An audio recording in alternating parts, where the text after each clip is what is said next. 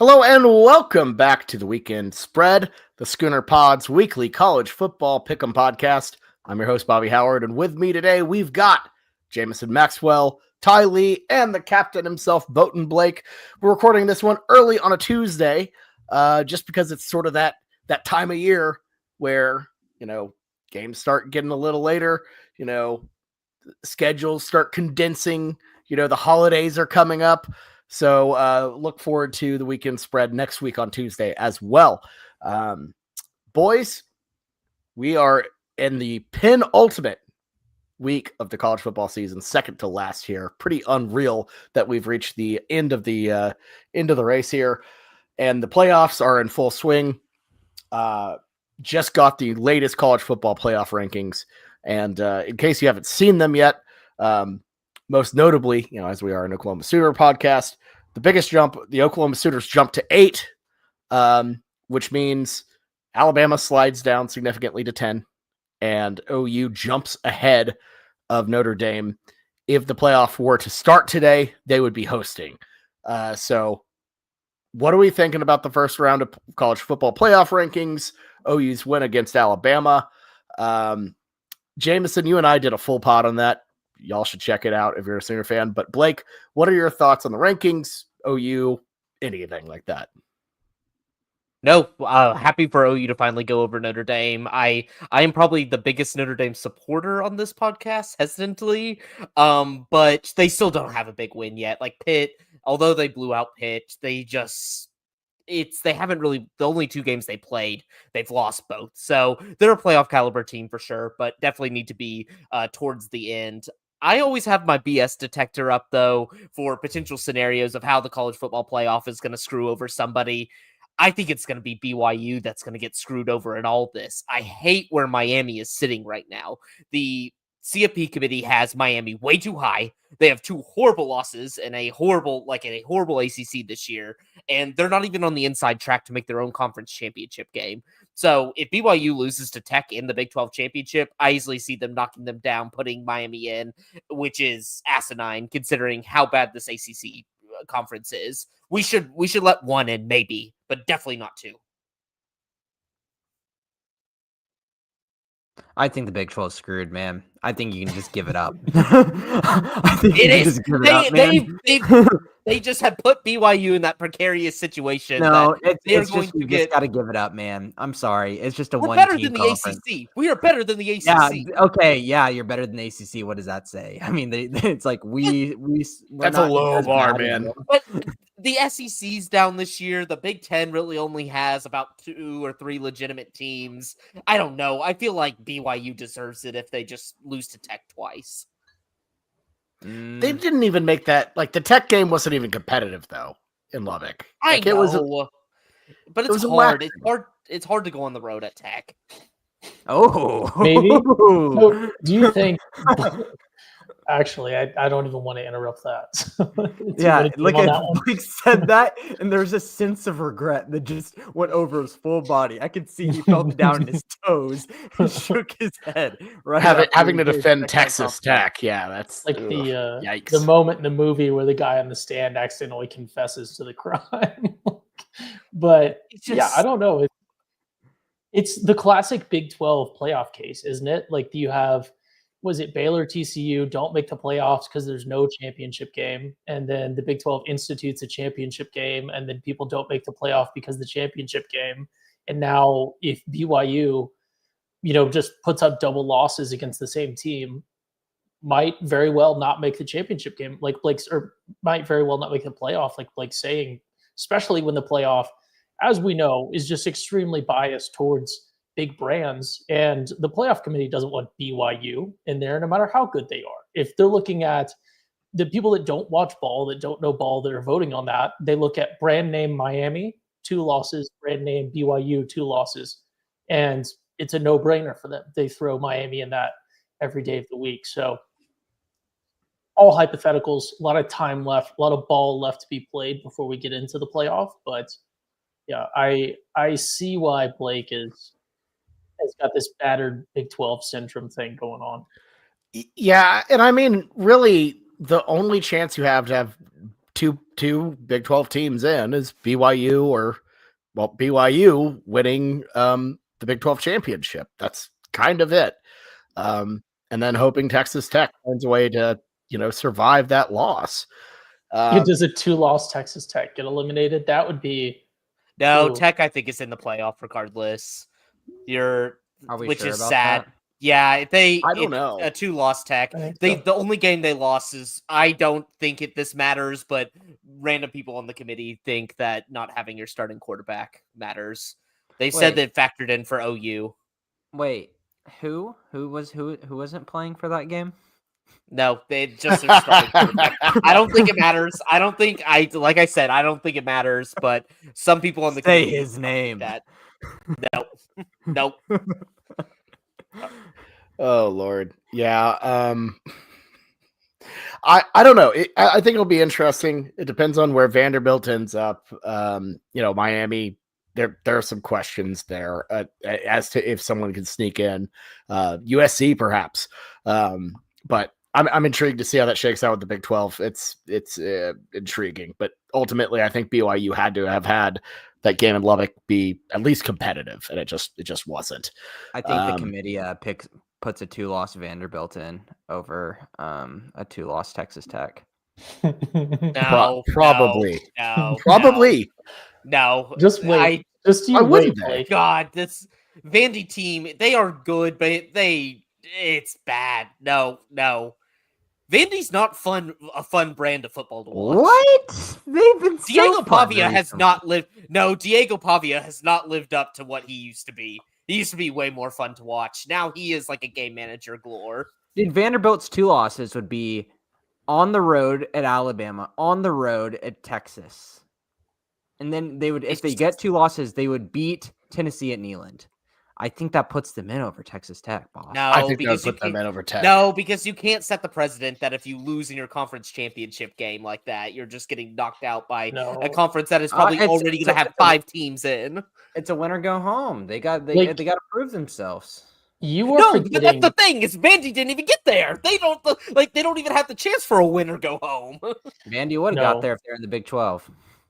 No, you were forgetting that the committee is free to do whatever it pleases. I know they just fundamentally, and you're forgetting the very scary possibility that Texas just smokes the absolute crap out of A&M, and we got a 7-3 Texas team in the playoff. Yeah, that's a 0% chance. Texas dropped way too far. I think you guys vastly underestimate the level of ball not knowerism on the playoff committee.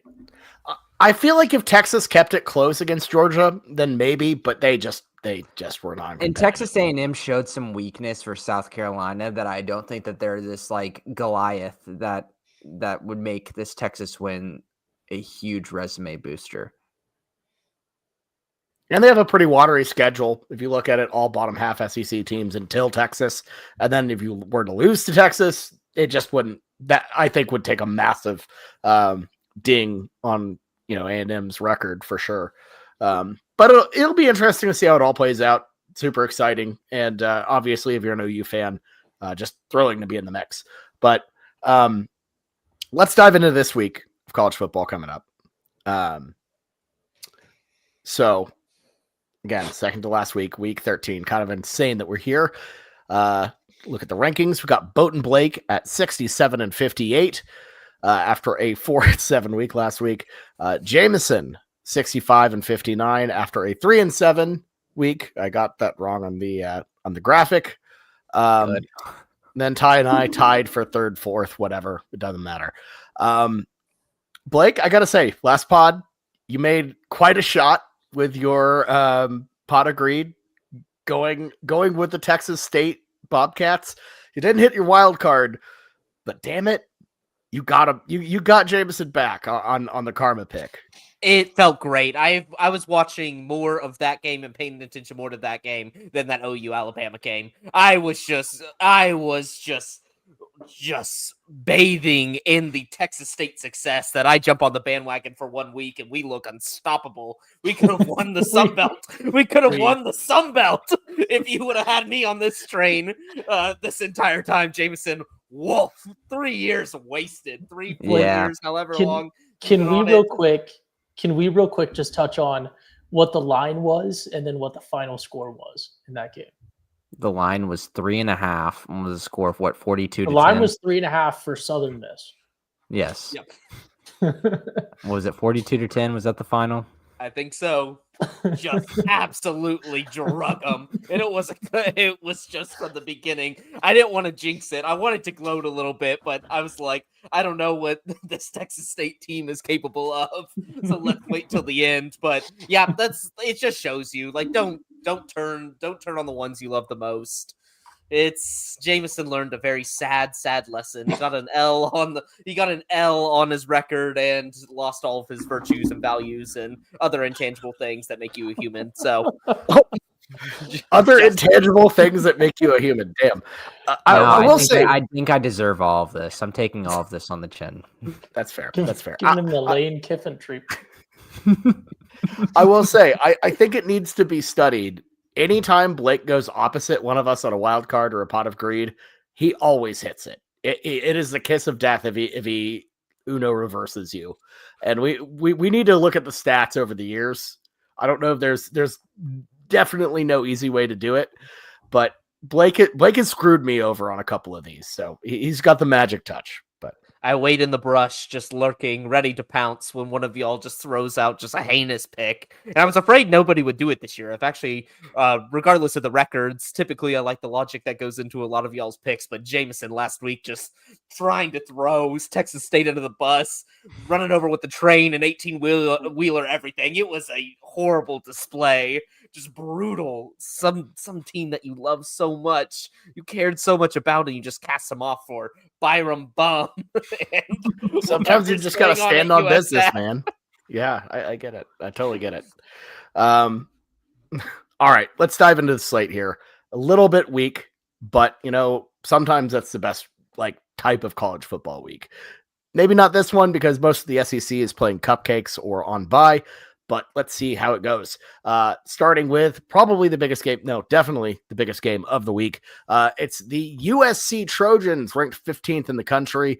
They are 8-2, 5-5 against spread, heading to Eugene to take on the 7th-ranked Oregon Ducks, 9-1, 6-4 against the spread. And look, I know this is a Big Ten game. I don't care. This feels like the Pac-12 title. I'm putting the Pac-12 logo on the graphic. It just feels right. The Oregon Ducks favored by 9.5 points, a whopping number at home. You can find this one 2:30 p.m. Central on CBS. Blake, as you are in the lead, you get to lead us off here. Who do you like? Yeah, think spread's too high for an Oregon team that has kind of been slumping. I feel like they came out of the gates really hot, thought they were going to be one of those Indiana, one of those Ohio States of the Big Ten where they're just kind of rolling competition, and they've kind of faltered towards the end of this. I think they win. I don't see USC going on the road, upsetting Oregon and Autzen, but if you're giving me 9.5 with this prolific USC offense that just feels like it's itching for a backdoor cover, even if Oregon gets up big, I like my chances with USC. I was impressed for what they did last week versus Iowa. Iowa could be, I think it's a tough stylistic matchup for a USC team where it's like they want to run the ball, they want to slow the clock down, they want to keep their defense out there. Although they kind of struggled early on, USC was able to not cover it sadly, but win it pretty handily. So I like what I'm still seeing from this USC offense. So give me the Trojans. That first half didn't look pretty for USC, and that sticks in my head and does worry me. But at the same time, Oregon, the way that they've looked recently, I don't know, it might just be an Iowa thing, and it might have been that gross game. That's the same thing. It kind of makes me nervous as well. I think what it comes down to it is I think Oregon's still a damn good football team, and I think that Iowa game really is clouding my vision on it. And that was a game at Iowa with really bad weather, and it was just a mucked up game, like I said last week, where I think that really played to a lot of Iowa's strengths and not a lot of Oregon's strengths. I think Oregon at home here, a lot to fight for. USC on the road has been not the most exciting thing this year. I think Oregon can go out and cover this. So I'm going to take Oregon.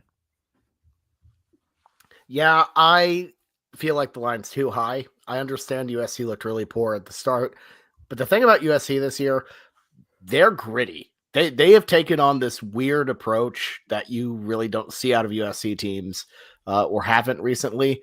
And I've come away kind of impressed with them. Their ability to fight, keep things close. They out Iowa Iowa last time out, which is something that just kind of was shocking.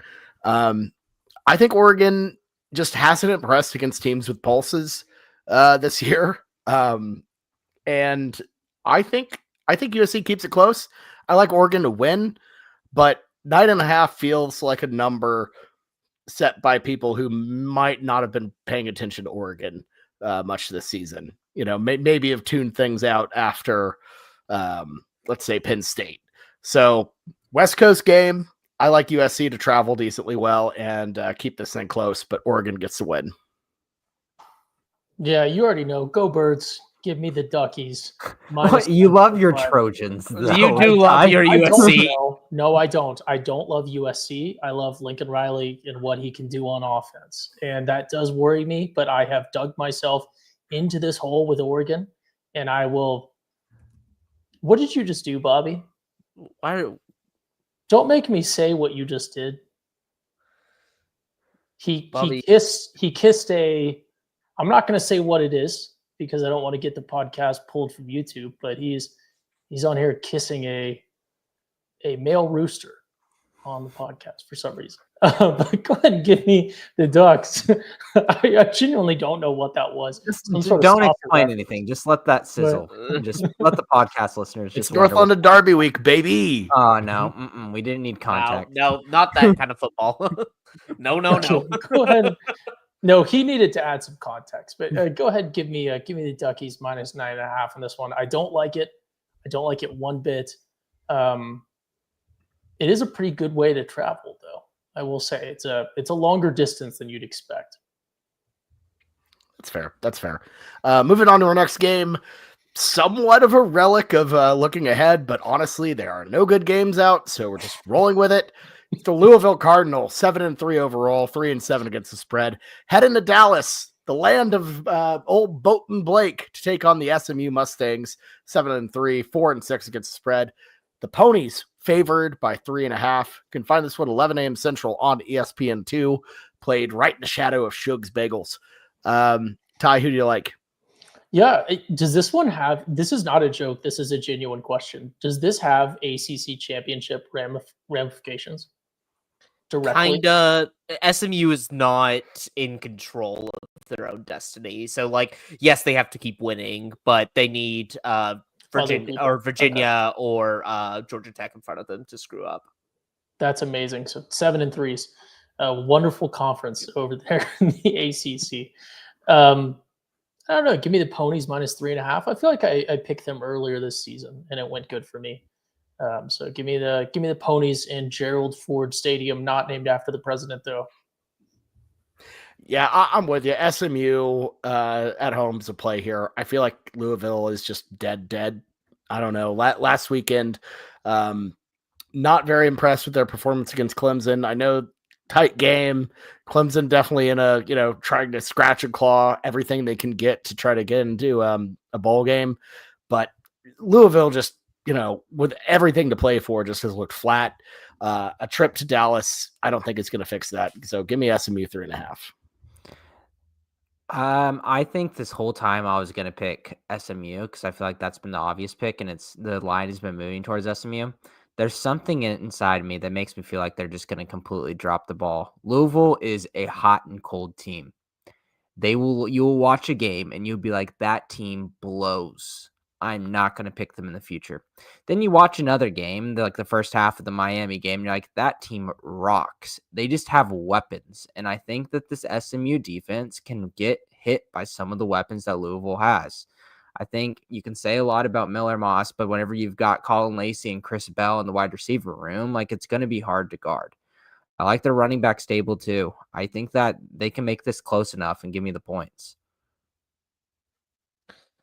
Yeah, my pick is already predetermined, but like this shows why the 12-team playoff can kind of just suck, because there is no world which SMU should still be in playoff contention whatsoever. This team stinks. They got absolutely blown out by a TCU team that is just on life support. They got killed, or not killed at home, but they lost to Baylor in overtime, and Baylor looks horrible. Like every team this SMU team played in their out of conference that has looked horrible all year long has just steamrolled this team. This conference is not good. I hate the ACC just because they put out this crappy product week to week, and we have to act like these teams are on the same caliber as the other conferences. They are not.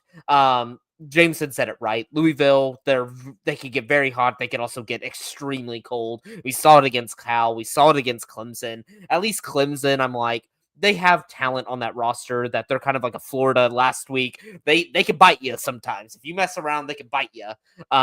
But yeah, these are two evenly matched teams in my eyes. So when you're giving me 3.5, I'm taking it every single time, especially in a place like SMU where the home field advantage really doesn't factor into many points. So give me the Louisville Cardinal. All right, a split on that ACC matchup. Moving on to, I regret to inform you, another ACC matchup. It's the Pittsburgh Panthers. These are some of the better games on the slate too. This one does have real implications for the ACC title game. It's basically Georgia Tech wins this, they're in, and if they lose, they're out. Yeah, because it's their last ACC game. Yep.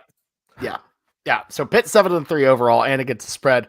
Heading to Atlanta to take on the Georgia Tech Yellow Jackets, ranked 16th in the country. They're 9-1, 6-4 against the spread. The Ramblin' Wreck of Georgia Tech favored by 2.5. You can find this one 6:00 Central on ESPN. Blake, who do you like? Neither. But I have to choose one for the purposes of the show. Talk about just two teams. Pittsburgh just looked miserable versus Notre Dame. Just miserable. Got absolutely stomped at home. And I still like this Pitt quarterback. He's young. He has time to develop. I just don't know what to think about this Georgia Tech team. I think they are superior to this Pitt team, but it seems like every single time they get into these games where there's some stakes, they start fumbling it. And they just get in their own way and shoot themselves in the foot. It felt like it happened last year. Feels like it's going to happen again this year. I'm going to go Georgia Tech, just hoping Brent Key and those guys just lock in for 1 week. It's like, it really doesn't matter what happens against Georgia, sadly. Like, good, it would be good to win that rivalry game, but this is the one game you do have to win. I'm going Georgia Tech. I like the offense a little bit better, a little bit more balanced, but both these defenses, they're nothing to I don't know, celebrate at all. Just two very mediocre teams that are flawed, and just somehow this game has stakes at the end of the year. Is this what we wanted with the 12-team playoff? That this game has stakes? I don't know, but give me the Yellow Jackets. I have been getting ahead of myself too much on some true freshman quarterback that I like. I see things that I like, and then I think that they're the best thing ever, and then they play some big dogs, and then they get eaten up. That's okay as a true freshman. Like you said, Blake, I detected Mason Heinschel pretty early whenever he went in the Florida State game, and I think he was really good. And that's why I picked him as one of my wild cards. And I think he's got a lot of great weapons. And I think Georgia Tech's defense isn't the most stellar thing yet, but he's still a true freshman going on the road in a high pressure scenario right now. And his tape from last week really didn't show that he showed out in a high pressure situation. I think there's too many variables there whenever you talk about a guy on the other side things, which is the complete polar opposite, a guy that probably Heinschel wants to be. And I think Haynes is going to do a little bit better. Like, Haynes King is a guy that whenever he's put up against the wall, he scraps and he gets there. Catch that reference with the scrap. I'm going to go Georgia Tech 2.5. Yeah, I feel like their goal of, reaching the ACC championship, having all of that ahead of you, it's so close, and Georgia Tech has played better at home than they have on the road. The past 2 weeks have been just dreadful for them. And to me, I feel like Brent Key is going to have this team locked in to just get one more win. I was not impressed with Pitt last week. I know partially some of that is Pat Narduzzi essentially just giving up on it and punting it. But at home, give me the Yellow Jackets 2.5. I don't love it by any means, but I feel like they're the better team. They're locked in. They'll get it done. Yeah, I love this one. Easy. Georgia Tech -2.5. Give me the Ramble and Wreck. Pitt, the only thing they have going for them is a really, really cool campus location, but you can't get game day and then get embarrassed like that at home. That's unacceptable. Frankly, it's unprofessional. And, ESPN should not stand for supporting programs like that. So frankly, they should not be on TV at all. But unfortunately, they must be. So give me Georgia Tech -2.5 in this one. Keep their ACC playoff, ACC championship, and playoff dreams alive. Okay, moving on to our next game. Moving on to our Big 12 games. It's a TCU Horned Frogs, 6-4 overall, 7-3 against the spread, heading to Houston to take on the 23rd ranked Cougars, 8-2, 7-3 against the spread. Houston, a 1.5 point favorite here. You can find this one 3 p.m. Central on Fox. Ty, who do you like here? I know what I have to do, but at this point, I think it's going to lose me the weekend spread. Give me the Frogs. Give me the Frogs. I'll be on a Frog Island. I'll be on a Blake has established that the worst possible thing that could occur in his life is TCU winning regular season games at this point. So with that same attitude, like he can't go on a multi-minute rant like he's about to in the same podcast where he chastises Jameson for abandoning Texas State. So yeah, I don't like Houston. No one likes Houston. No one should like Houston. We're gonna cut that talking bit off there. Go ahead and give me TCU -1.5. Oh man. There's a trend I've noticed in the Big 12, and it's that whenever you see a line or something so obvious that you're like, oh, well, obviously this is going to happen, some dumb, just unimaginable stuff happens and everything flips on a dime. And this feels like it could be one of those things, I don't know if it's I don't know if it's a savior coach situation quite yet with Sonny Dykes and TCU and everything, especially in this coaching market. But I mean, the pressure is obviously there. You got TCU fans, showing up to his, radio show at Railhead Barbecue and ready to grill him, just tear him apart. It's not great in Fort Worth, to say the least. And I really, really like Willie Fritz and this Houston team. Oh, I'm going to stick with the home team at home team 1.5. A coach I like. Don't do it, Bobby. Don't do it. I'm sticking with I'm sticking with Houston. I can't support the Frogs. I think they're dead. They feel that BYU game, that looked like a dead ass team to me. They look done. Houston at least has a little bit of pride. They're moving in the right direction. So give me the Cougs. I was going to just pick TCU just for the sake of if we all did TCU and Blake didn't, it'd be a hilarious situation. Not going to do that now. I'm going to actually go with my brain and pick Houston. Yeah, this is I'm putting Ty on this island, and I feel very fine doing it. This team, Bobby said it perfectly. It's against BYU. It's not even you lose. It's just an absolute quit job of a loss, and then you get Sonny Dykes blabbering off at the end of the game, just being so dismissive about fans being pessimistic on this team and seeing that things have been trending down ever since 2022. And then this guy decides to come out today with another statement to try to make things better, saying, "Oh, his 2022 season raised the bar at TCU, and that's why we're so angry, is we haven't met that bar." No, the bar was already there with Gary Patterson.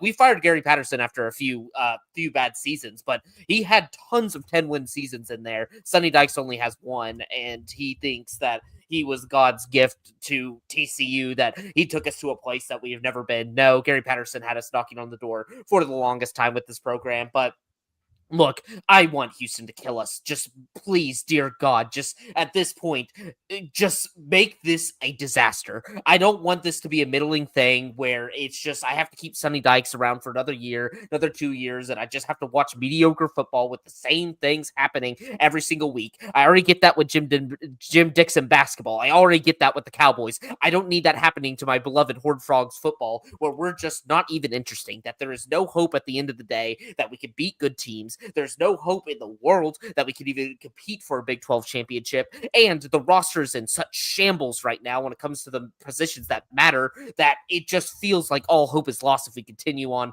with Sonny Dykes. I hope this goes horribly for him. I hope he gets fired this year. I know it's a bad coaching cycle, but honestly, I would rather just take a shot at some random G5 guy, hope it works out better, because at least that inspires hope. This has no hope. This is, I thought, potentially when things were going south this year, is that if we just do a few coordinator moves, it'd be fine. Nope. Sonny Dykes has at every junction has put his foot in his mouth. I don't think he really cares about this program anymore, so Houston's going to kill us. Houston's going to kill us, and then I thank God this is the second to last time we have to talk about TCU football on the show. I get to go see him hopefully lose to Brendan Sorsby and Cincinnati the final week of the year, and then we can lose like the Liberty Bowl or whatever bummy bowl that we're going to get into, New Mexico Bowl, and have a losing record this season. I would love that. I would love that. Just don't stop wasting my time, my money, my patience, just my care in the world. I care about TCU football too much for him to be just playing around with it like this. You can win another hand-painted pot, Blake. Doesn't that sound nice? We were in contention at least for the Pop-Tarts Bowl. That's fun. That is fun. And he got us out of Pop-Tarts Bowl contention. Like, we can't even do the bummy bowl fun. We can't even do the bummy bowl fun.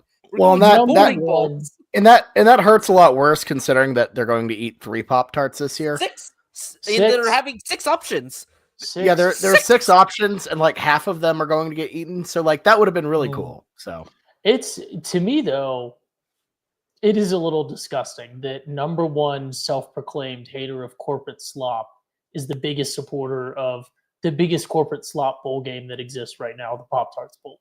I will say it's at least a little bit more entertaining than some of the other ones. Like, at least they're trying. I like that. Lockheed Martin. Like, yeah. Come on. Like, at least they're having fun with it. Like, if they're all corporate slop, but at least be fun corporate slop. At least be delicious. We'll let you push the button if you win. Oh God. It's like it's like if AI is going to exist, at least make the funny AI videos. Don't do just like the deep fakes. Yeah. Lockheed Martin Bowl. I had to explain to one of our friends, Ford, this week who John Pork is. Oh no. When did that happen? Well, there's a UFC fighter that they said his name and there's an accent. Everyone thought thought his name was John Pork instead. so all the people were going crazy for him. And I knew Ford had no idea who the hell John Pork was. So I had to explain to him the lore of John Pork and Tim Cheese. And how John Pork was murdered by Tim Cheese. Wait until he finds out about Freak Bob. Oh boy. Let's move on to our next Big 12 game. Are you picking up the phone call if John Pork is calling you, Bobby? Of course I am. Of course I am. Good man. You got to. Our next Big 12 game. It's the 11th ranked BYU Cougars, 9-1, 7-3 against the spread. Heading to Nippert Stadium to take on the Cincinnati Bearcats, 7-3, 6-4 against the spread. BYU, a 2.5-point favorite. You can find this one 7 p.m. Central on Fox Sports 1. Blake, who do you like here? This line, I know it's cross country, but Cincinnati is just, I don't know what I'm going to get from them week to week. It seems like you get a different team every single time they go on the field. And like last week, 5-point favorites lose outright to Arizona.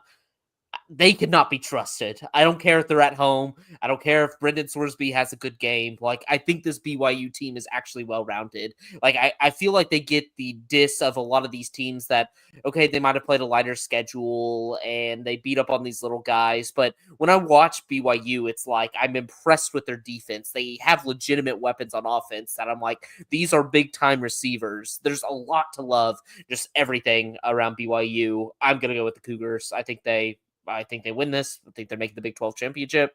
So give me the Cougs.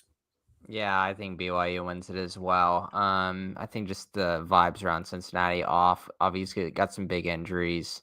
Evan Parr still being out. I mean, Tolly Walker had a good game, but I think the jig is up with Cincinnati now. Evan Pryor. No, what name did you say after that? Tolly Walker. If he were any good, certainly DeMarco Murray would have got performance out of him. You'd think. But got a lot of performances out of him, just never played him.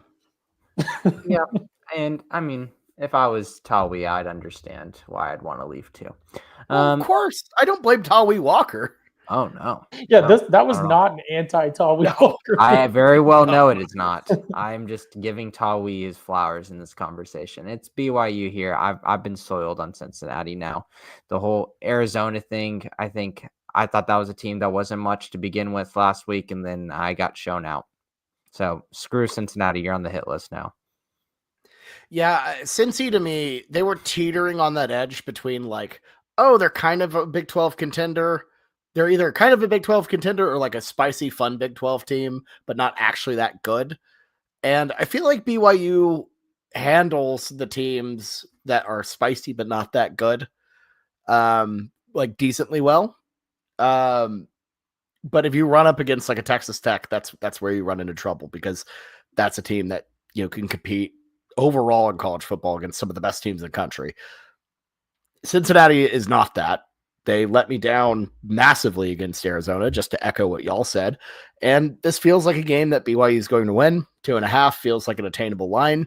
Could be. I think it's going to be a dogfight early, but BYU finds a way, pulls away, gets the 2.5 point cover. Yeah, really, there needs to be. We're going to have to conduct this season and then into the off season, so that we can use these advanced analytics for next year and next season. But there needs to be like a data-driven empirical study on BYU's performance and how it's impacted by if a mid-football season, a season of Secret Lives of Mormon Wives is released on Hulu, because that has just occurred. And those are the two biggest things that occur in the state of Utah. Have you been watching? I have not, but I've been overhearing it randomly as I move about the living room. My wife is watching it right now in the other room for sure. Okay. So. We might need to phone in an expert here and see. But yeah, give me the Cougs minus 2.5 in this one. Does not worry me one bit. I already faded them once in the pod because Cincinnati and Houston are fundamentally the same thing. I'll fade them again. Yeah, then the nip at night factor is interesting. The late night, winter time, the first snow has already hit. Cincinnati has already done their traditional annual artwork on the field after the first snow. So it does feel like a scary situation to some degree, but I feel like, I agree. I think BYU. I did forget about the wild card factor of their mascot throwing snowballs only at police officers until they're arrested, which it has done before and may do again. Let's move on to our next game. We're moving on to our SEC slate. And apparently our slate on the right has reverted back to the old days. We've got the Kentucky Wildcats 5-5 overall and against the spread. Head to Nashville to take on the 14th ranked Vanderbilt Commodores 8-2 overall and against the spread. Vandy, a 9.5 point favorite. You can find this one 2:30 p.m. Central on ESPN. Ty, who do you like? I don't like either, but I do like the Stoops family. We got Mark Stoops coaching at Kentucky, I think, still, maybe. Okay. I knew that info was correct as of like 6-7 years ago, so I just wanted to check if that was still current, because that's the last time I paid attention to Kentucky football. On Vanderbilt, what I like in Nashville, that's cool. That's the big city to these Kentucky people, I'm assuming. Do I like that I'm going to pick Vandy minus 9.5 here, and my fate will be in the hands of someone named Diego Poverty? No, I don't like that. But go ahead and give me Vandy minus 9.5. And if I lose, it's all know why, because I hitched my wagon through the the Cumberland Gap is around there, and as I'm headed out west, and I've hitched my wagon to someone named Diego Poverty, and we're gonna see if I make it to the Oregon Trail or not. As soon as Ty started talking about liking Stoops in Kentucky, I started vigorously typing in our private chat. And I quote, I like Stoops in Kentucky. Oh yeah, so I just clicked over Poverty and Vandy. Yep, Yeah. he called it. He called it. I knew it was Jameson's the Ty. Jameson is Ty's scriptwriter. He's on it. I can honestly, if you gave me the slate every action. single week, I can guarantee you I would pick Ty's picks maybe 80 to 90% successfully. Yeah, Like because exactly how he does the Corso cadence it's every nine. time. Not Yeah, so but it's fast. also just exactly 90% the every week. favorites. You can't It's just not so fast 90%, everybody. anyone though. could pick. Anyone could pick my picks because I just ride with the favorites minus when I have an extreme hatred for someone like Houston. You picked TCU as a dog this week so far. I like TCU though. Yeah, 1.5 points. Really went out on a Yeah, limb but there. we all know that line should be a lot more than 1.5. I don't know Yeah, why but- it's 1.5. There's got to be an injury on Houston or something that we're not seeing. But but no, for this game. So I think there is a resurgence in Kentucky to some degree. Obviously, people have been hyping them up a bit because they murdered Florida just out of nowhere. Like I think Mark Stoops started to realize his shtick was running clean, and he needed a little bit of a boost to protect his job a little bit. And they're on a little bit of a hot streak, and I think there are some people who might look at this line and be like, "Oh, Kentucky could keep this close," but I am not one of those people. I think that Vanderbilt is a better team. They still have everything ahead of them. A massive matchup with Tennessee awaits at Neyland. It's Diego Pavia's senior night too, so he's finally going off into the real world as a. Is he? You know, Is he? I feel hopefully- like I don't know. No. I don't know. Oh means- God, he means surely senior not, night. right? Like surely not. Bobby that- meant senior night as in they're recognizing people over 50 at the game. Oh, So Lord. they're going to shout out Diego Pavia. Yeah, no. Diego Pavia would walk into Robert's Western World and would be like, "Oh, I remember when this one came out." Dude, whenever Only the real I'm old, Nashville I'm going people to know that one. Live up that senior discount. I'm going to use the crap out of it. Yeah, Oh my Diego. God. I forgot we had world's cheapest man. Jameson is never eating after 4 p.m. when he's You know what it that is old. though? It's J- he pretends to be frugal because he's financed so many TVs that he has to be. He's just assembling an army. He's assembling a terracotta warrior army of TVs in his garage. Jameson is counting down the days before he becomes a regular at Grandy's. So, but no, I like Vanderbilt and Diego Pavia to win by 9.5. I could see it being dodgy early, but I'm not really overly concerned here. And I really want them to do this. I want to set up a massive game in Neyland next week for, I don't want to say for a playoff spot because Vandy needs a lot to happen to make that a possibility, but to keep their hopes alive, yeah, I want to see that. I want to see Diego Pavia trying to fight the entirety of Neyland Stadium. So, yeah, Vanderbilt 9.5. He'll throw for 125 yards on 15 completions, a few rushing yards, and Vandy wins or loses 14-10. You used to be What the Diego hell? Pavia guy when he was New Mexico State. By the It's way. because he's so. Who was the first person to find Diego Pavia? Put their hand up on the podcast. Put their hand up. Not Blake. I don't know. It happened 5 years ago. 5 years ago, I know. We were still writing these out, probably. We still had a physical blog. We were still blogging these. These were not happening over hour and a half The podcast. Scooter blog days, not the Scooter pod. Oh God. I think that this line is cooked in with Kentucky being better as of recently, but are they? they've always been a scrappy, weird team, and they beat up on Florida, and Texas is such a weird team that they're going to Texas sometime.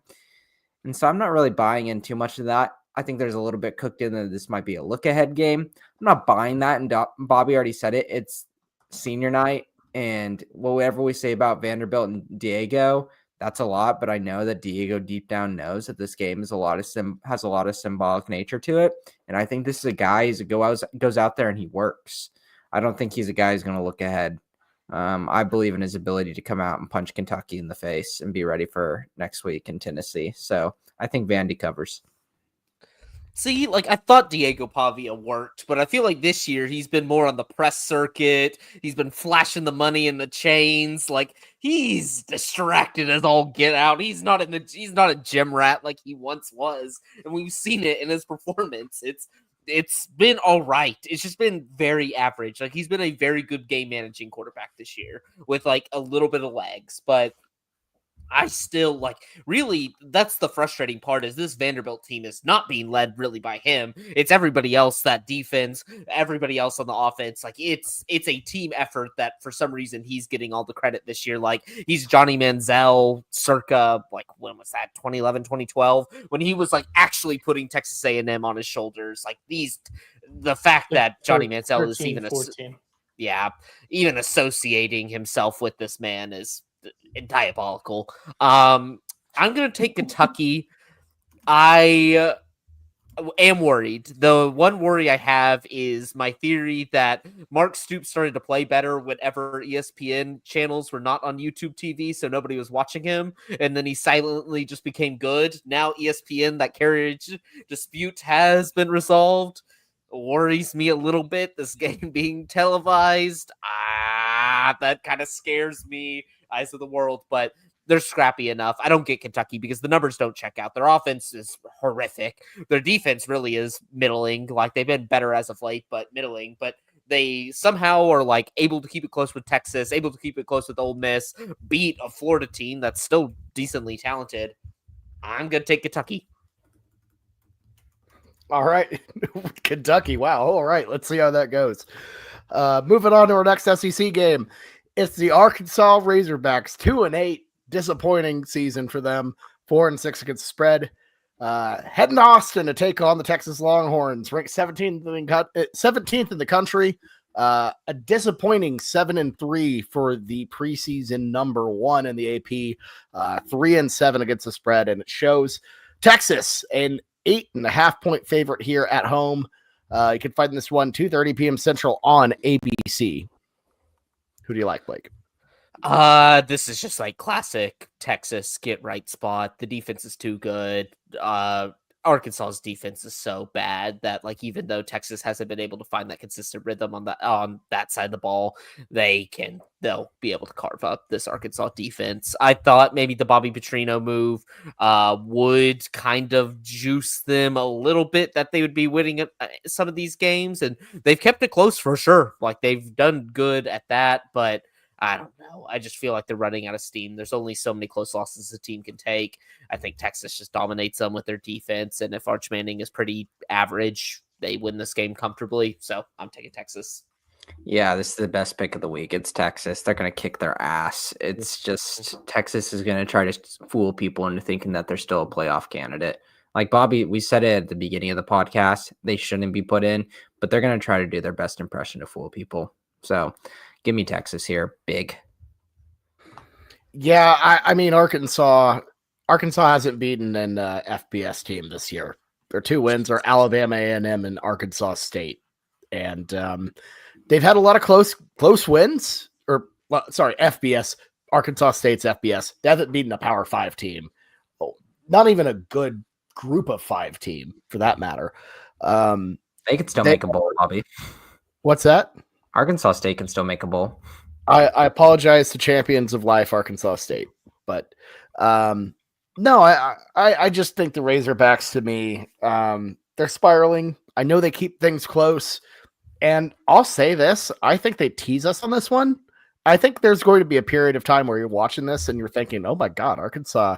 They're keeping it close. They might cover." Texas is going to cover this one.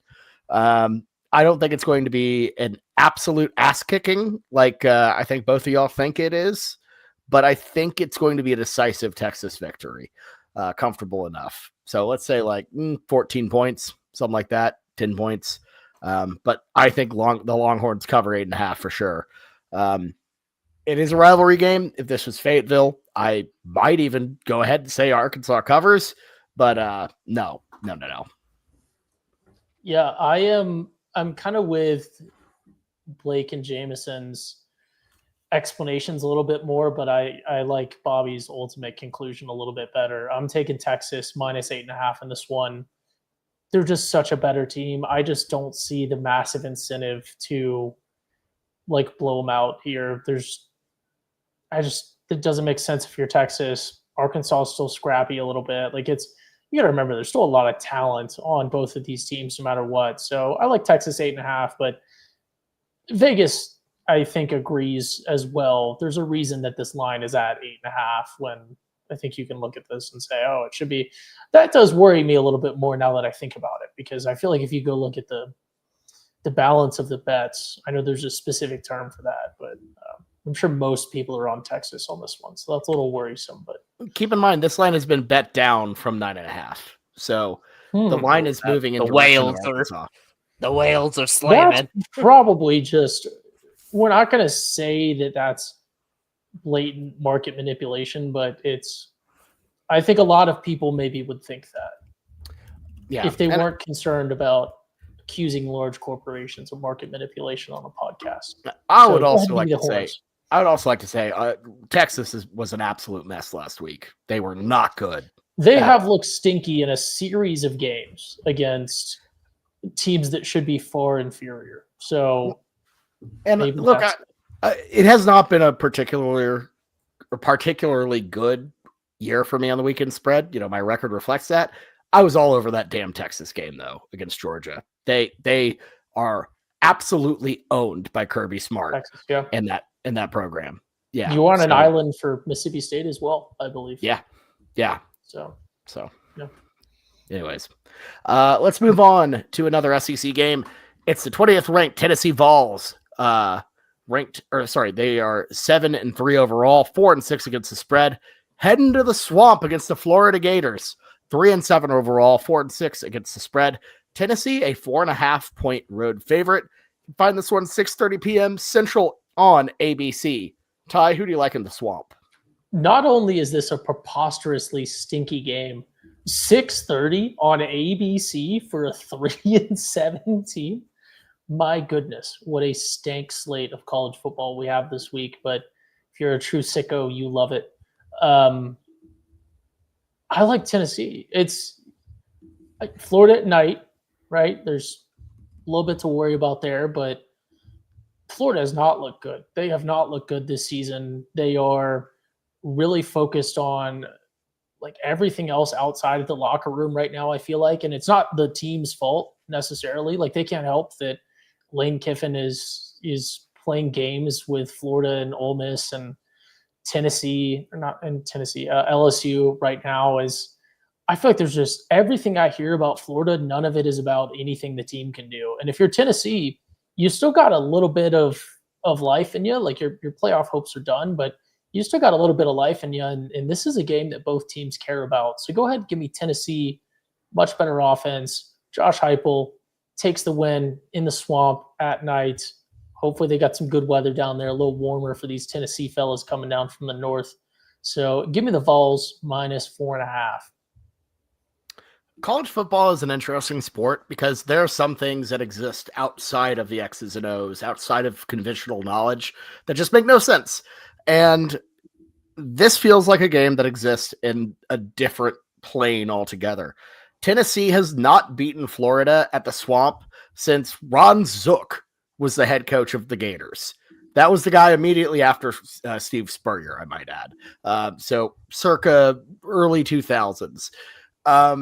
Tennessee, I feel like, is a way better team. If you played this neutral, if you played this Neyland, it would be a blowout, no question. Tennessee minus 4.5.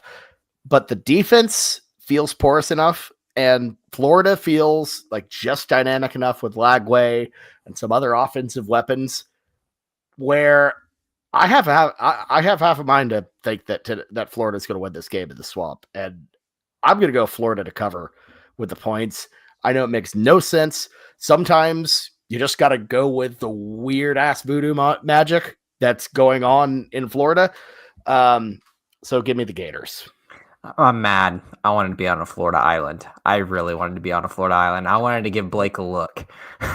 Look at his face right now. I don't know. You got lucky one week, but you can't just keep pushing that button like it's gonna save you every single time. I know. And so the appeal That's of why being on... it's a high. It's a high. Like it's the definition. Whenever I win by one Florida game a year, I keep picking them. That's why I'm trying to be smart this year. Yep, the appeal of picking Florida is not nearly as sexy now that Bobby's on the boat there.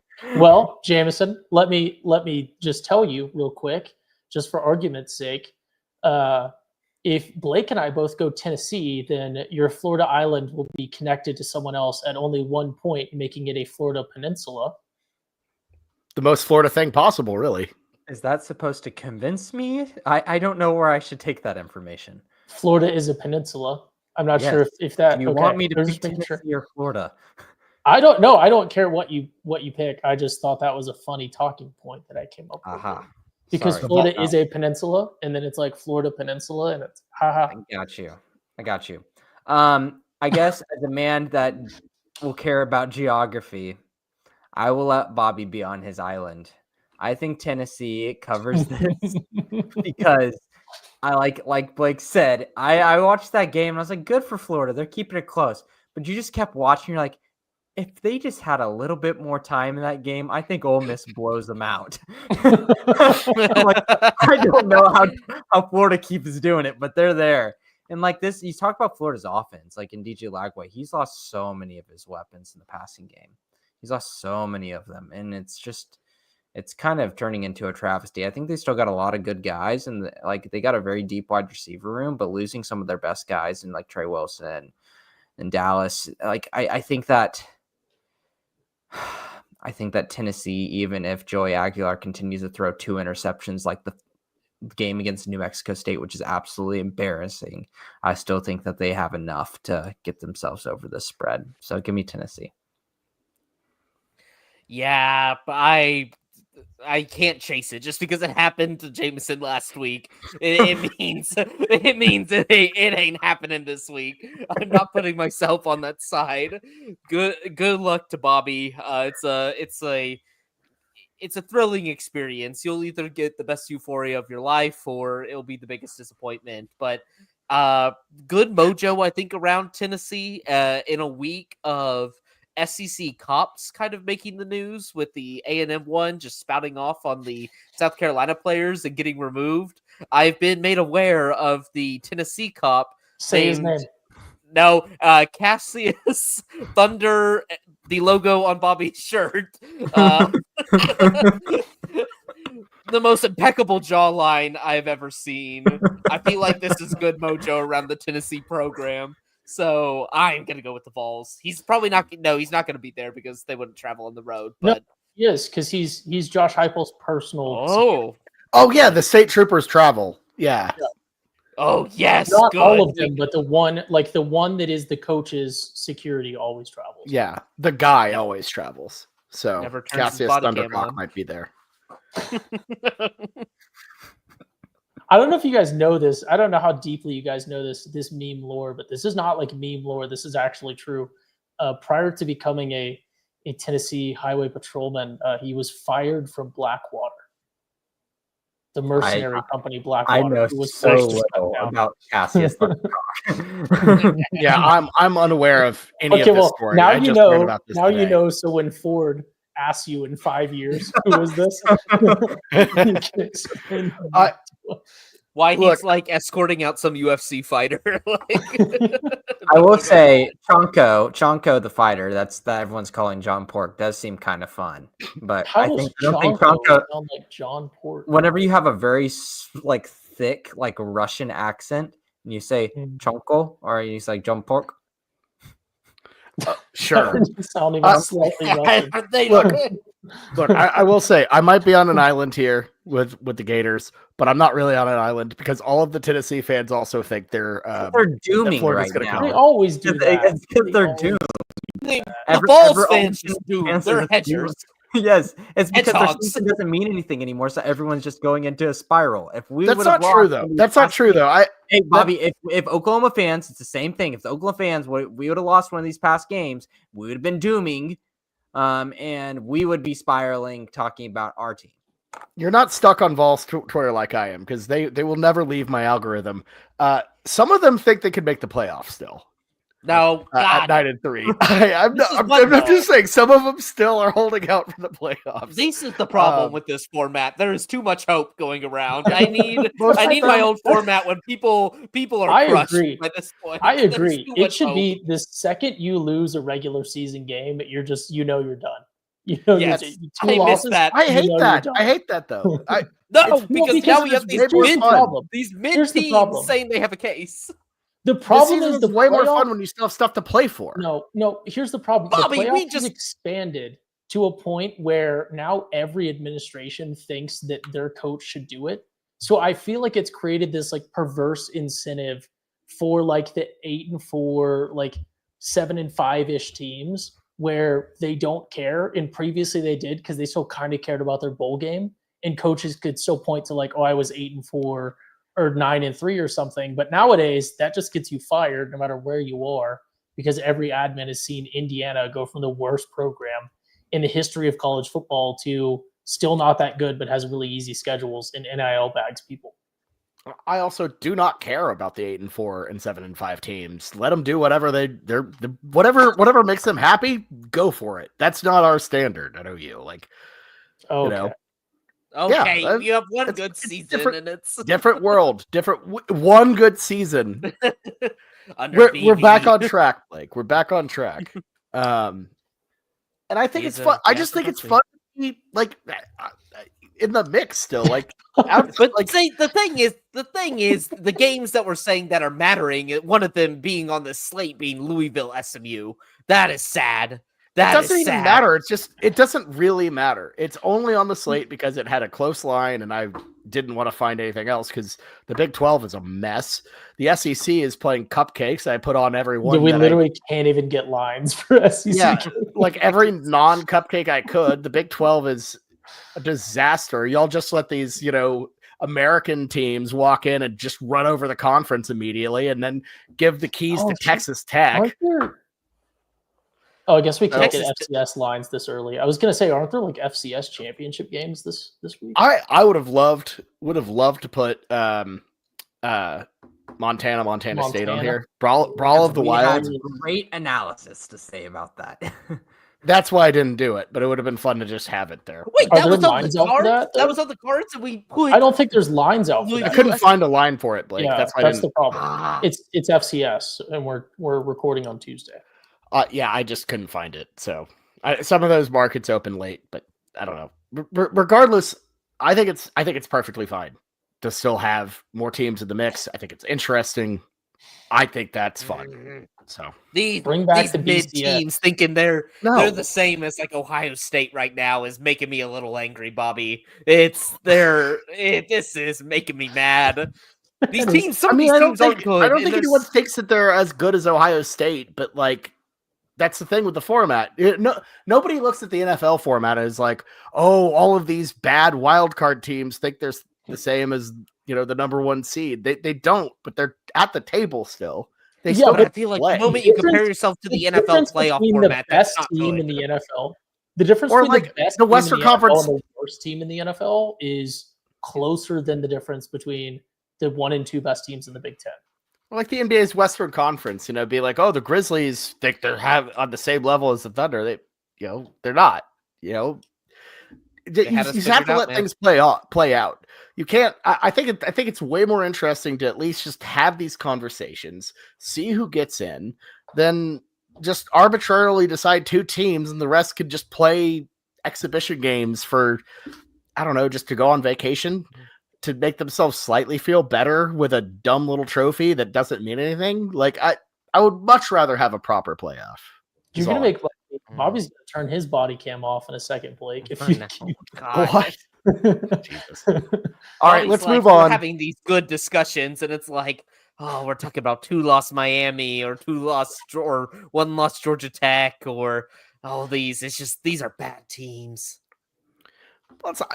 I mean, otherwise we would have no conversations about them. We would only be talking That's about fine. like 4 I'm teams. fine.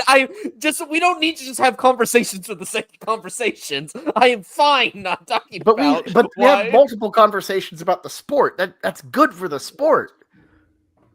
I don't Because care. otherwise, what I are want you doing? interesting What's the conversations point? about the sport. I don't care just that a conversation is happening. That is not Oh my my. God. That is not This my. is my so- We have a podcast. This The Yeah, whole guy point is on conversations. guy we on talk about podcast games, doesn't Bobby. believe We in don't talk about conversations. hypotheticals. Oh my God! Oh my Please, God. just please. This Moving is on to the next ridiculous. game. This is a dumb conversation. And also, I just looked up immediately, found a line for Montana State, like the easiest thing. I went on to my little Then wild card it. Then line wild tracking card app, it. and there's wild card them. no. That was Why so not? easy.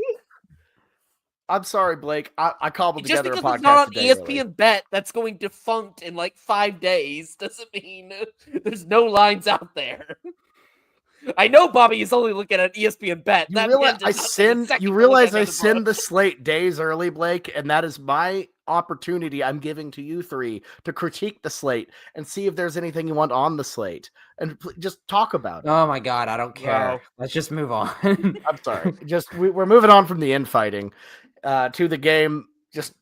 I think excellent game. It's a 22nd ranked Missouri Tigers. What? Okay, you're just rage baiting at this point. I think this will be an excellent game. This is insane. I think it's gonna be fun. I mean, compared to the rest of the slate, Blake, there's only Excellent. 2 ranked matchups on the whole damn thing. Oh my God! But that doesn't make it an excellent game. You could just say all the games are bad this week. God, go ahead. It's good enough. It is a good enough game. Also, that's kind of my thing. I always try to overhype this OU game. Anyways, it's 22nd ranked Missouri Tigers, 7-3, 5-5 against the spread, heading to Norman for the first time since 2011 to take on the 8th ranked Oklahoma Sooners, 8-2, 5-5. OU favored by 7.5. You can find this one 11 a.m. Central on ABC. For the Sooners, you win 2 games, you're in the playoff, you're hosting. The stakes are as high as possible, and you're facing an old Big 8 foe. Back in the day, they played for a peace pipe. This is a massive, massive game in Norman. Blake, who do you like here? Dr. Jaime, who's starting for Mizzou this week? It's gonna be Prebula. I think Zollers is gone. Zollers bad. Oh my God. I don't know who to choose in this game.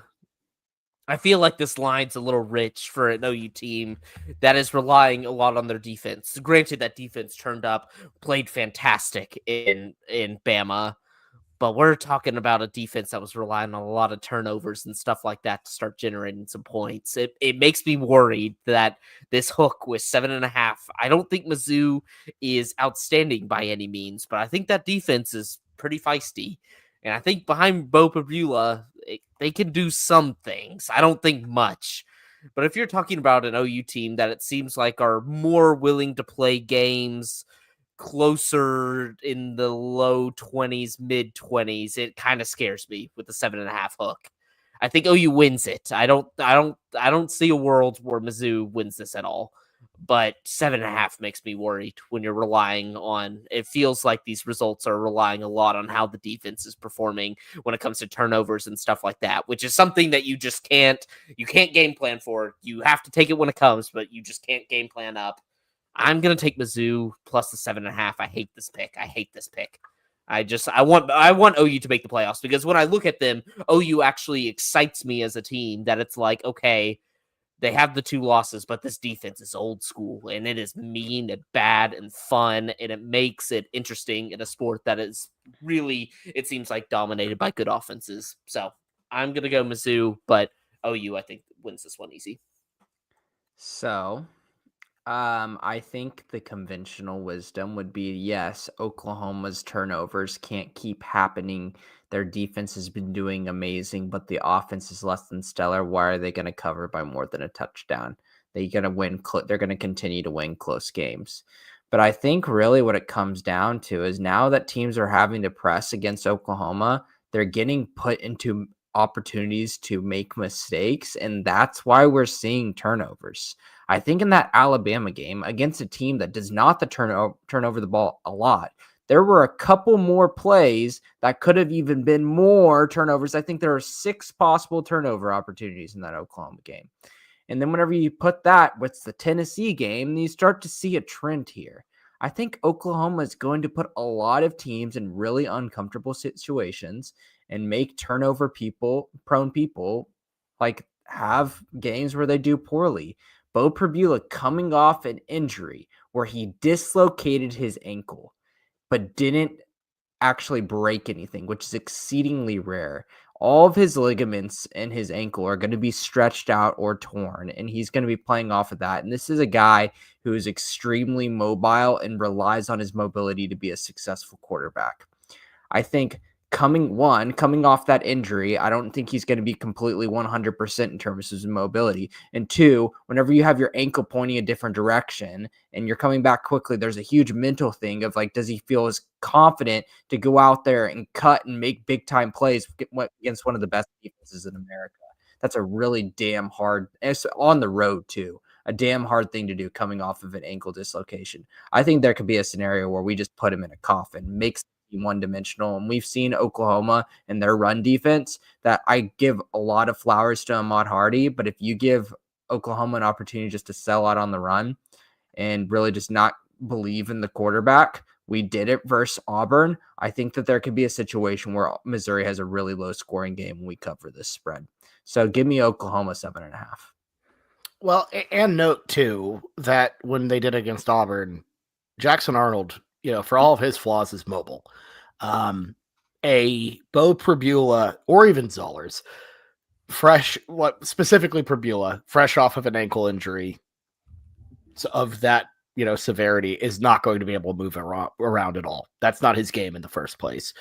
I'm with you. I think Hardy's an absolute beast, and I think this is a proper strength on strength matchup, but you have to tend to side with Venables' defense over the, just incredible rushing game that Missouri has. I feel like whenever you have those situations, it's easier to bottle up a guy than it is for him to, go off. Now, he is an exceptional player. I think he's probably going to have the best performance we see out of a running back against OU's defense.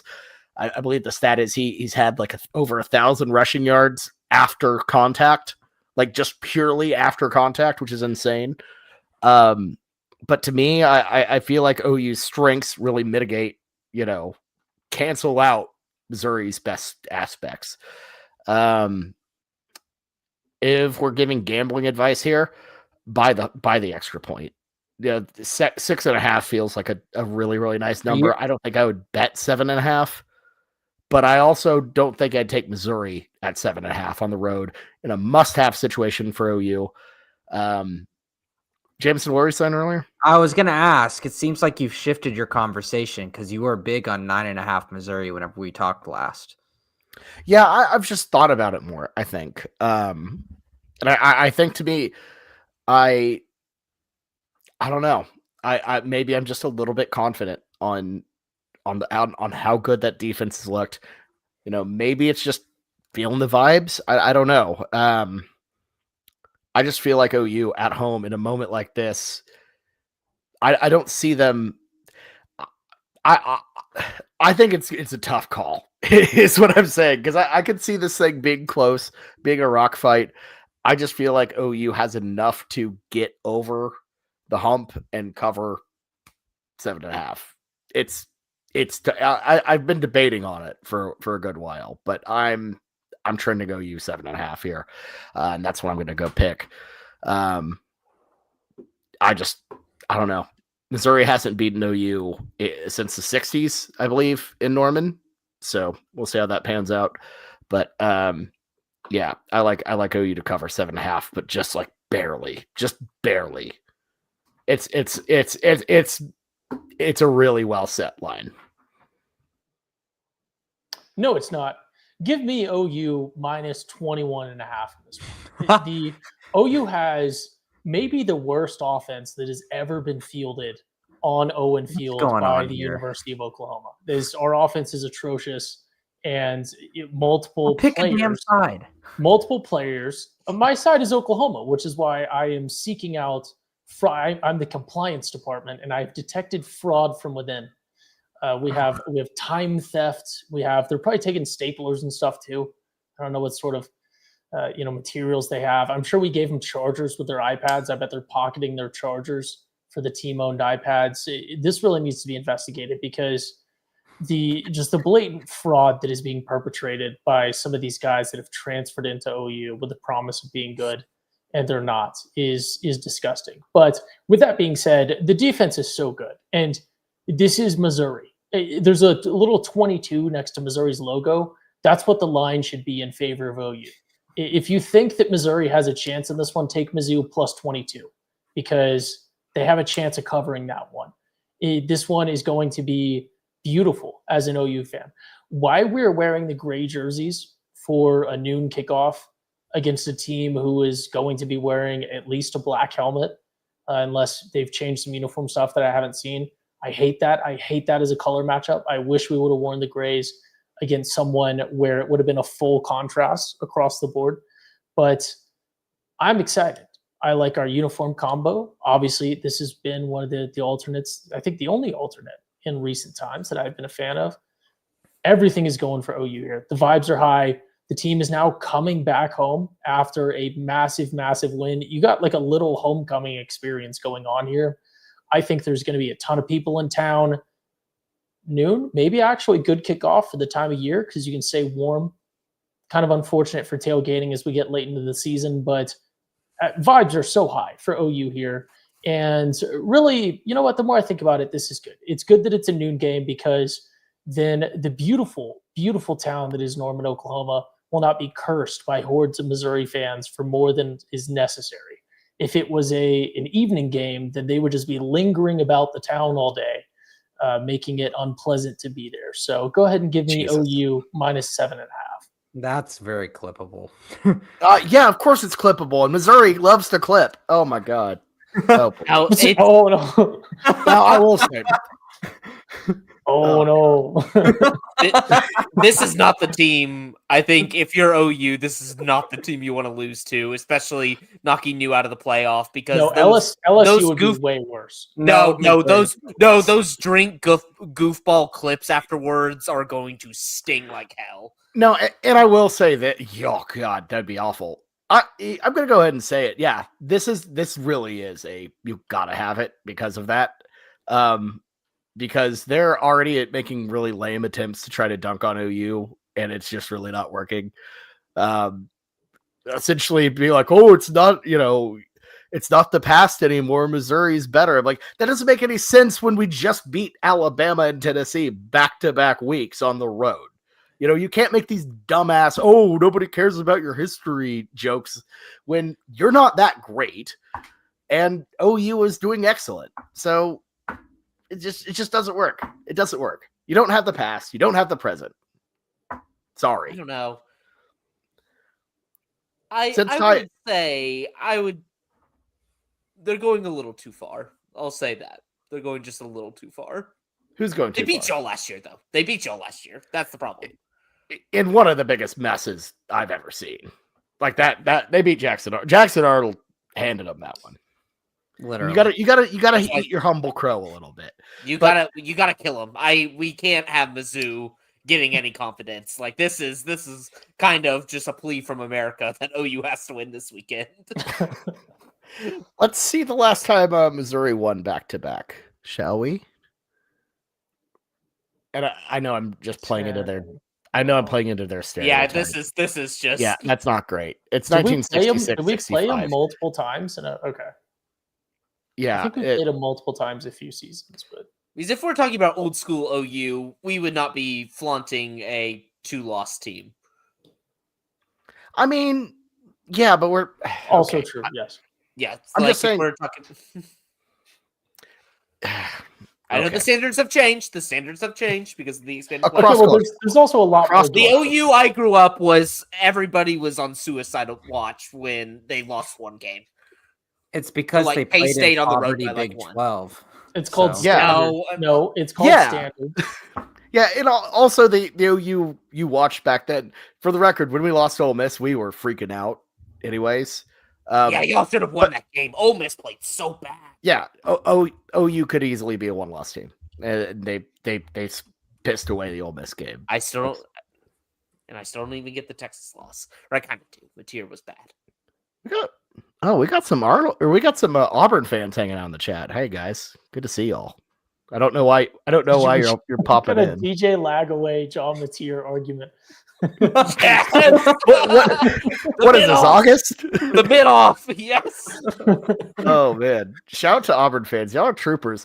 Not only for one, randomly watching kind of an OU based SEC podcast, college football, just caring about college football in general with the year y'all are having. Y'all are real ones. That's awesome.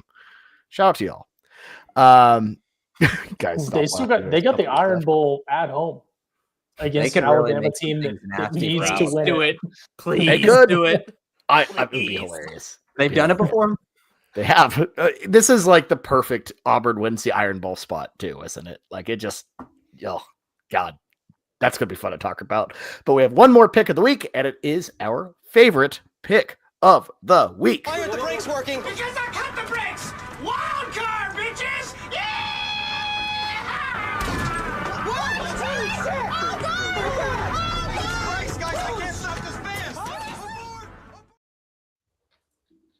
It's time for our wild card picks, where we make our favorite pick from outside of the main slate. Just taking a little gander at the standings. Nobody was good last week except for Blake, who won his pot of greed. Only one pot of greed remains, and it's Jameson, who has to use his either this week or next.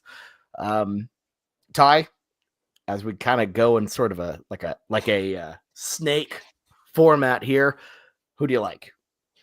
I had some games that I liked, and then I said, no, I've been doing terribly. I need to mix it up. I need to change it up, and I need to do what other people are doing outside of Jameson the last couple weeks. So at first, you all knew I was going for my beloved Forks against Colorado. But then I said, no, I can't do that. I'm also a lifelong fan of Colorado since at least 2018. And I've been a lifelong fan of ASU since at least 2020-ish. And I just couldn't do that. So I said, what would Jameson pick?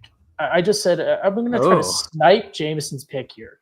And it's a little heavy. So I don't know if he would pick this one, but this is a team that he would pick. And I think I'll get an approving nod from him, even if it's not his pick, because it's a little heavy for his taste in picks, especially this late into the season.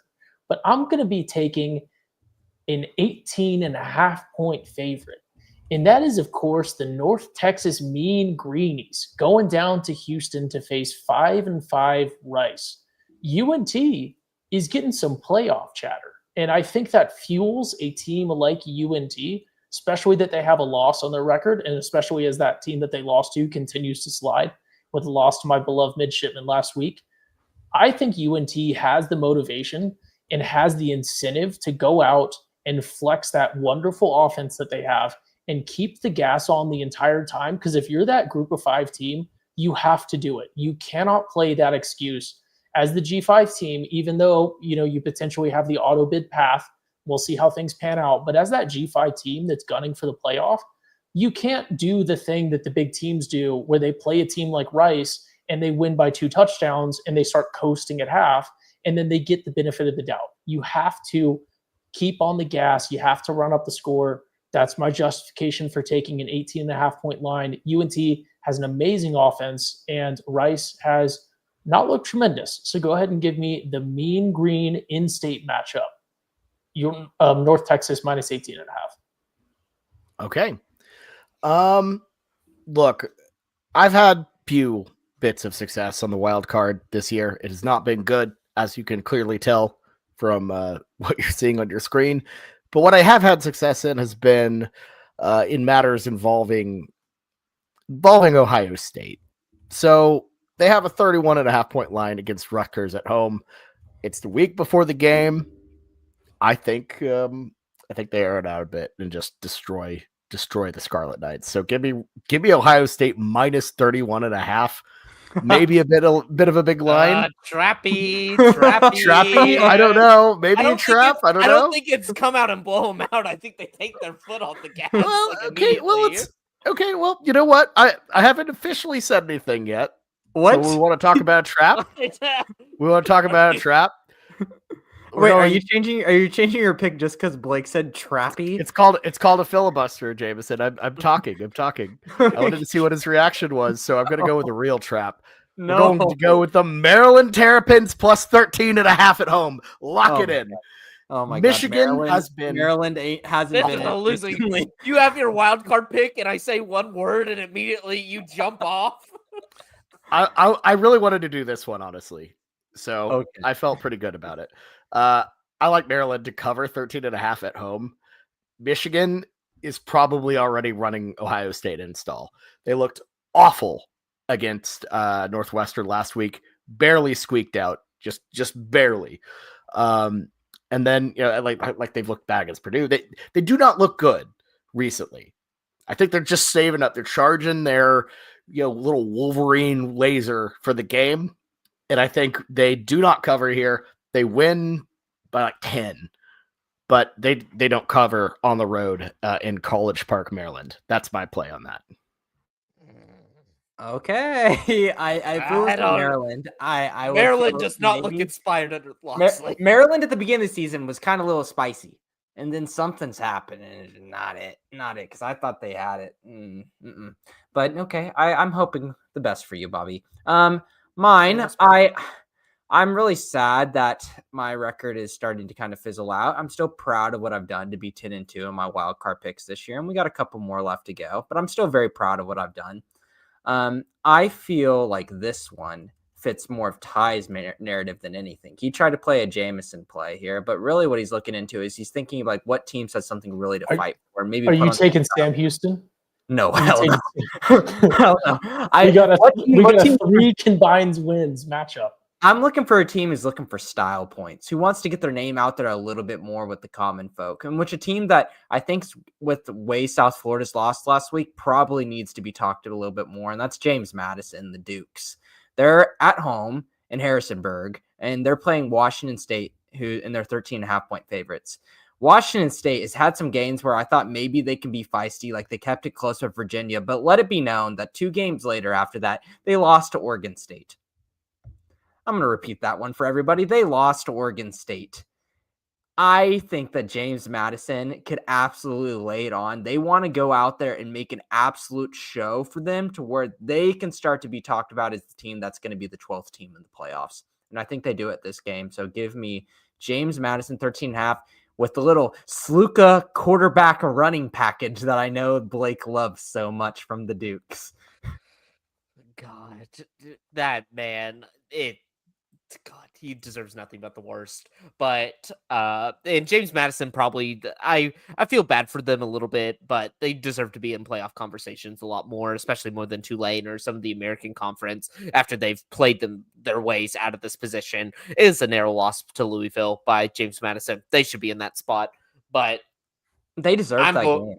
I'm going to stop you right there, Bobby. Hit the button, please. Oh, yeah. Uh-oh. Hold on. I was not prepared. You never saw this coming. I summoned Pot of Greed.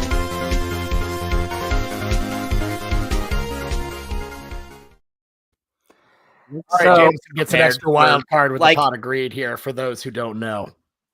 I love that you weren't prepared for that, Bobby, when he literally only had 2 chances to use it. He had to go this week or next. Yeah, so, I don't know. I think last week what happened to me, I got embarrassed. Straight up, put it on the chin. And I went ahead and tried to beat a Texas State team while they're down, and then Blake showed me up, and I really deserved everything that I got, crapped on this podcast so far. But I think I see blood in the water, and I see a war starting. and I want battle. Blake, step up right now. San Diego State playing in the late slot sit as an 11.5 point favorite versus San Jose State. San Jose State is really, really, really, really bad this year. This is a team that, if you do not recall, I'm pretty sure that the only time they looked good is whenever they beat New Mexico to screw over Bobby and his wild card pick. But other than that, I have not been really too much amused by them. They lost to Nevada 55-10 last game. This Nevada team lost by 30 plus to San Diego State before. Really, really, really bad. I think San Diego State has got a good defense at home. I think that they can contain it, win by 2 touchdowns here. Give me the Aztecs, baby. San Diego State 11.5. I'm a hunter. I don't get hunted like this. I'm not taking your little bait, Jameson, just because you try to throw in San Diego City on the slate. I'm not that easy. We'll be talking about them probably later in the year. I know when to pounce, but I'm actually taking Ty's He's scared. bait. He's scared. No, I'm not scared. I just know when to. I'm not going to get baited randomly into fights. Just like, I don't do these bits with my picks. I only pick from the heart. I'm taking Ty's bait though. Give me Sam Houston State +7. I've seen some inspired ball, hottest team in the country, 2-win streak. Holy crap! They beat Delaware outright. Outright as double-digit dogs. Don't do this, Blake. You're drinking too much Kool-Aid here. No. This game should be a pick'em. Like, in my mind, these are 2 similarly situated teams, and you were giving me 7 points. This is as locky as lock can get. We got world's hottest team against a Middle Tennessee State team that's won 1 game. I saw enough last week with my Delaware pick. This Sam Houston State team has figured it out. It's a shame. I think they could have been the G5 representative if they just would have figured it out maybe like 7 games sooner, but they are going to cover the 7. Sam Houston State? Or am I mixing? Picking Sam Houston State +7. Going to Middle Tennessee. See? Who's winning that? Good lord. What game is this on? What channel is it on? Let's see. Any guesses? Oh, I'm being attacked in the chat because they don't have the context that I was forced to pick OU a bunch of times because you guys were leaving. One time. This is your wild card record. One time. We're looking at wild card records. I'm talking specifically about the wild card. You get to choose every single week. Yes. Yeah. Well, and then I got that one Air Force game wrong, and then was forced to pick them for the next literal 6 weeks. And y'all got like the really like the end of the show. Y'all got the like little crumbs at the back. You didn't even get like the extra like. No, y'all got nothing. The random niche games we go with, that's not the best ones. I don't want to have to explain the lore about how they saw I was doing too good at the wild card, and they started putting my teams like USC on the main slate, knowing that I'm not going to watch any other games. I will always pick a bit to fit his. I am a ball not knower though. I pick off vibes, and that's why I won last season. You guys watched every game. I watched just OU games, and I won because you just ride with the vibes. He's had good years. This is not a good year for him, but it's not an awful year. I've won like this 60, thing twice. Like 60 and 65 overall. Like that's not losing money if you're betting that, but yeah, you're not losing a ton. And again, if this is your first time out here, we got a lot of people popping off in the chat. Go back and rewatch this. We have the actual big games on the slate: USC, Oregon. Actual big games. And Blake's over there laughing how to turn off his mic. Left when you said. I don't know why. Yeah, but no, we usually talk about the bigger schools, not Georgia Southern, of course. But look, if y'all like this show, tune in next week because we got, rivalry week. It's going to be a banger. Like the slate we got set up for y'all. Like, make sure to tune in 8:30 Central.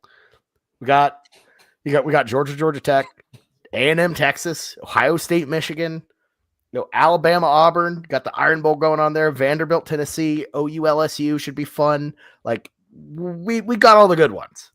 We got all the good ones. No thanks, big man. I No wish thanks. I wish all of y'all were here earlier in the podcast when Bobby was. Can you show them what's on your shirt? No. We don't need. We don't need to talk about the Tottenham. Bobby was kissing a. We're not going to say what it is because it's a long story. It's fine. We don't need to talk about that. We don't need to talk about that. You got to be live for those moments. The people do want to talk about the Iron Bowl. We ain't gonna give it to you yet because go let that wait. I'm sorry. I'm gonna have to subscribe to that one. Ride with Auburn in that one. Yeah, we'll talk about it more. But Kalen DeBoer is the worst coach in the SEC. It feels like a game that Auburn. Now that they fired all the people below him, he is the worst coach in the SEC. Oh Lord, this chat is. I think we need to shut her down. Cut the head off right now. Oh Lord, God, guys, Jesus. They know about the Bobby allegation. Good Lord. Yeah, no, this isn't good. This is not good at all. But thank goodness you. All right. Thank you all so much for watching. Make sure to tune in next Tuesday for our picks. We'll be back to recap the Missouri game on Sunday, and do a little LSU preview, all that good stuff. But for me, Jameson, Ty, and Bowden Blake, this has been the Weekend Spread. Thank you all so much for watching. We'll see you all next time, everyone. Good luck out there.